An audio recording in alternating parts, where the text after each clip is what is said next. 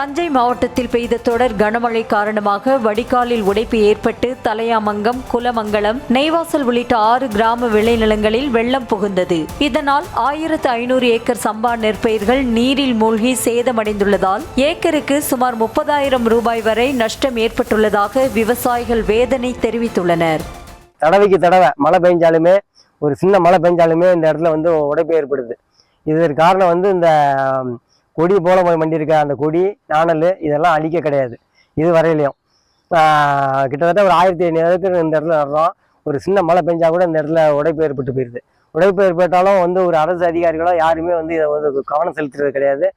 கடந்த 2 நாட்களாக பெய்த கனமழையால் திருச்சி மாநகரில் குமரன் நகர், பேங்கஸ் காலனி, பாரதி நகர் உள்ளிட்ட இடங்களில் மழைநீர் சூழ்ந்துள்ளது. இதனால் அப்பகுதி மக்களின் இயல்பு வாழ்க்கை கடுமையாக பாதிக்கப்பட்டு அவதியடைந்து வருகின்றனர். மழையில் இவ்வளவு தண்ணி நிரம்பி இருக்குது. எங்களால் வேலைக்கு போக முடியல. சின்ன பிள்ளைங்க இருக்கிற இடம், பாம்பு, பூரம், அந்த மாதிரி பெரிய பெரிய ஜந்துக்கள், விஷ ஜந்துக்கள்லாம் வந்துகிட்டு இருக்கு.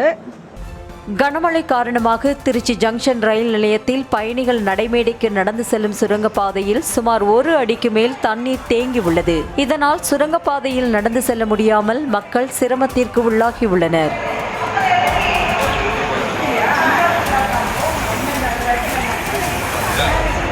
மயிலாடுதுறை மாவட்டம் சேத்தூர் ஊராட்சியில் சுமார் 1000 ஏக்கர் சம்பா பயிர்கள் வெள்ளத்தில் மூழ்கியுள்ளன. இதனால் ஏக்கருக்கு சுமார் 25,000 முதல் 30,000 ரூபாய் வரை நஷ்டம் ஏற்பட்டுள்ளதாக விவசாயிகள் வேதனை தெரிவித்தனர். மேலும் அதிகாரிகள் ஆய்வு மேற்கொண்டு உரிய நிவாரணம் வழங்க வேண்டும் என கோரிக்கை விடுத்துள்ளனர். எங்களுக்கு ஒரு 750 ஏக்கர் சுத்தமா மழை நீர்லாம் அழிஞ்சு போச்சு. சுத்தமா தொடர்ந்து எங்களுக்கு 4-5 வருஷமா இன்சூரன்ஸும் கிடையாது, எந்த விதமான நிவாரணமும் கிடையாது. இப்ப இதுல ஒரு 300 ஏக்கர் கிட்ட சுத்தமா அழிஞ்சு போயிருக்கு.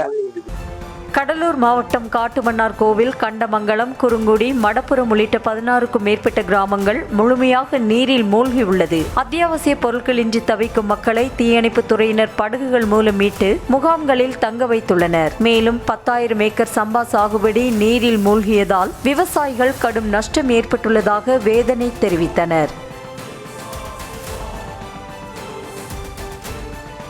அரியலூர் மாவட்டம் ஜெயங்கொண்டம் அருகே கனமழை எதிரொலி காரணமாக சுமார் 3000 ஏக்கருக்கு மேற்பட்ட சம்பா நெற்பயிர்கள் தண்ணீரில் மூழ்கி அழுகும் நிலை ஏற்பட்டுள்ளது. ஏக்கருக்கு ரூபாய் 40,000 வெள்ள நிவாரணம் வழங்க வேண்டும் என தமிழக அரசுக்கு கோரிக்கை வைத்து முத்துவாஞ்சேரி கிராமத்தில் விவசாயிகள் மறியல் போராட்டத்தில் ஈடுபட்டனர். மேலும் தமிழக அரசு முன்னெச்சரிக்கை நடவடிக்கை பணிகளில் ஈடுபட்டிருந்தால் இதுபோன்ற பாதிப்புகள் ஏற்பட்டிருக்காது என்றும் விவசாயிகள் வேதனை தெரிவித்தனர்.